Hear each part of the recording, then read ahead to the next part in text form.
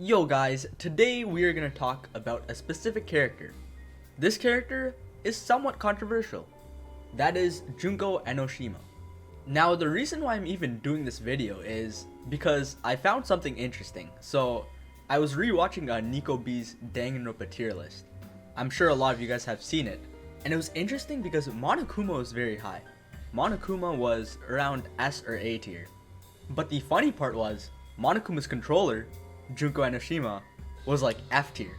So it was crazy seeing the difference between Monokuma and Junko. And I found that very interesting. Why is Monokuma so high and Junko so low? And it kind of makes sense. Monokuma is just a character. It's just a person she plays, or just a thing that she plays. And Junko is just much more crazier with all the split personalities, all the talk about despair. Even though Monokuma does talk about despair, Junko goes on a whole nother level. That being said, I feel like Junko and Monokuma are much more similar than it seems.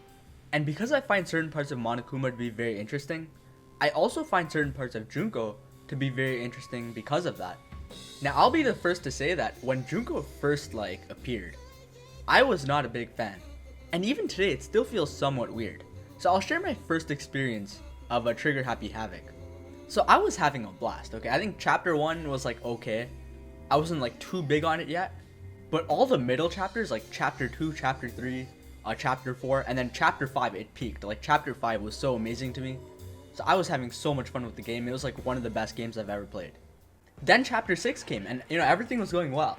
Until Junko appeared, and I learned that this whole killing game started because someone just wanted despair. This crazy person just wanted the world to be filled with despair. And I was like, okay, what is going on? This plot just took a big dip.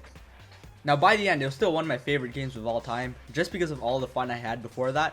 But that ending was really sour for me. I was just thinking wow, there are so many cool opportunities they could have took to explain why this was happening, but the explanation they came up with was despair. And Danganronpa kind of continued that pattern. All the chapter 6s for me were just very weird experiences.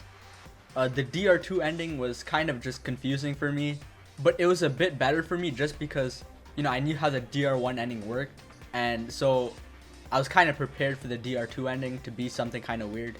But then the DRV3 ending took it to another level, and again, I was weirded out. I was like, I don't know how to feel about this. Surprisingly, the only one that I wasn't weirded out by was the UDG ending, but I might have to revisit that one. But over time, I've grown to like these endings a lot more. And a part of that is just really liking these concepts of despair. A lot of the things that Junko sought out to do were actually really interesting. So that's what we're going to talk about today. So the first interesting concept was giving people hope only to give them a despair that is even greater.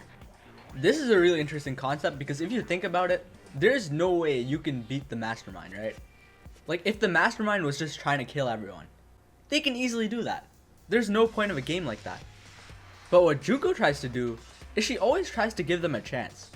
She always tries to give the students a chance to win. So with Alter Ego, they can do stuff with Alter Ego. Monokuma knows that Alter Ego is there. If he wants, he can get rid of Alter Ego very easily. But he gives them some hope. Okay, they want to do something with Alter Ego. They're going to try to escape with Alter Ego.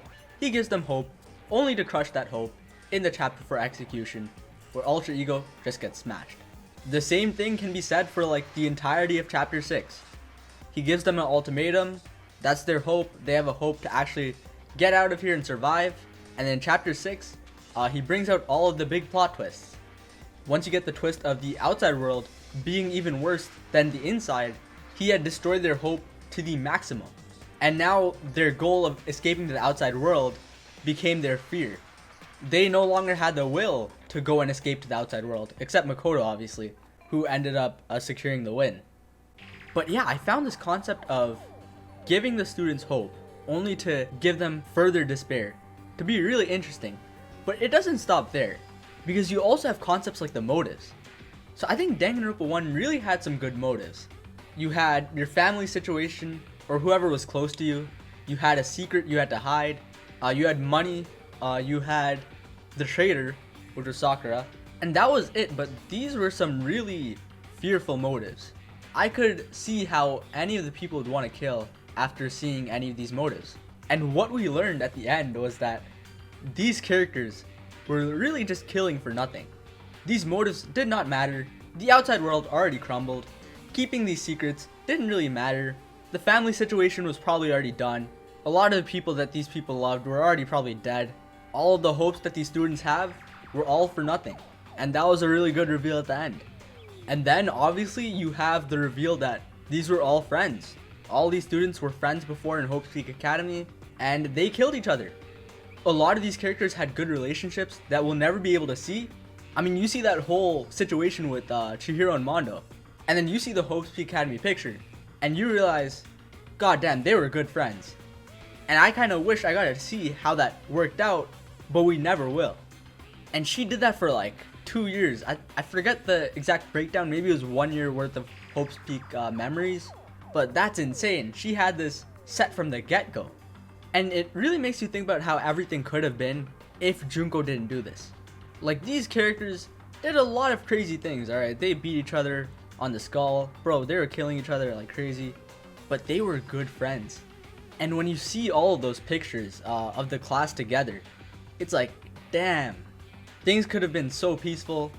All of these people could have been friends. We could have seen some characters like grow. But, you know, Junko essentially just stripped them of that growth. Like Ishimaru, you know, we're talking about how Ishimaru like didn't get his character development. Well, that's a part of Junko's plan. That worked out perfectly for Junko because she literally did just that. She literally did what she wanted to. She stripped him of his growth. You could say that for all of them. Those 1 year worth of memory and growth, that was nothing. That amounted to nothing. I think in Danganronpa 2, they do say that the survivors get their memories back of what happened. I'm not a huge fan of that. I kind of wish the survivors never got their memories back. It would have really made Junko's plan even crazier if like they couldn't get their memories back. Imagine that. Imagine how sad that is. But yeah, it's just a lot of these interesting ideas in the end that really makes you think. And it's why I really find Junko to be an interesting character. Not only that, but these are built into Monokuma as well. Like, yeah, Junko only comes in at the end, but Monokuma has been sort of building up her character as a result. Like, if you remember at the start, Monokuma like spontaneously almost killed Mondo. Thankfully, Kyoko told Mondo to chuck Monokuma away so he wouldn't die. But like, there you go. That's the spontaneous side of Junko, this sort of crazy person who's just gonna switch personalities, who always gets bored. That's the spontaneous side. And then again, you have that trolley side, that side who wants to build hope only to greet the students with more despair.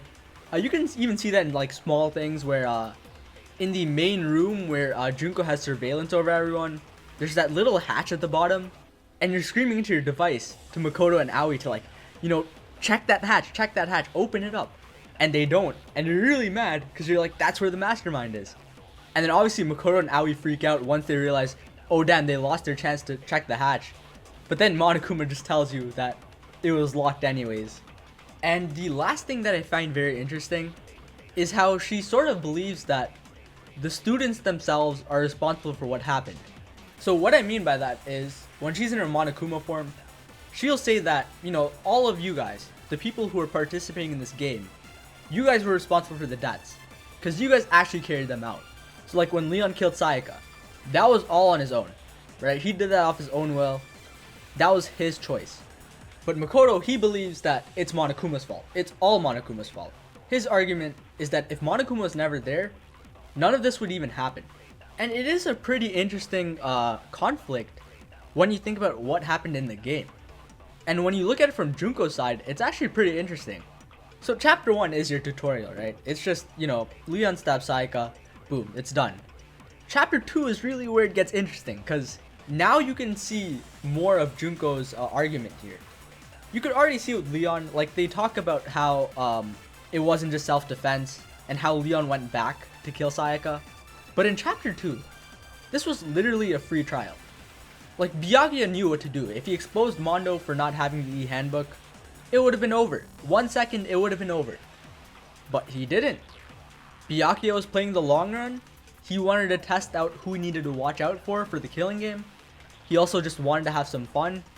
And therefore, we had a pretty long trial because of that. And he even complicated the event. we can understand what Junko's saying here. She's saying that it's all the students that are doing the killings. It is all the students that are just getting in the way of each other.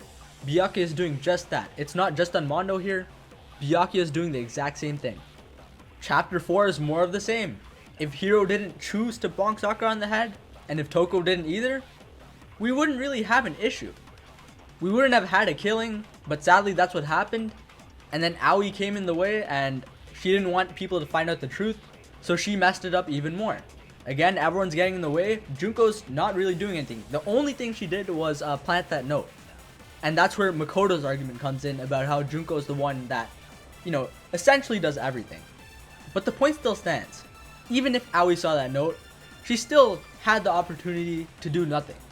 She could have just left it as it is, and we could have got to the conclusion of the trial a lot sooner than we did. So yeah, Junko's entire plan and what she set out to do are just really intriguing to me. We also can talk about her personalities, like her split personalities. Overall, I do think I like them. Like, they are entertaining to watch. I think my favorite one is the one that just sounds really bored. I think I like that one the most. So yeah, most of them are fine. I do like most of them. And I will say with Junko, there are times where dialogue can be really bad. Like, it can just be really cringy. But other than that, I don't think Junko's that bad of a character. So yeah, that's all for today.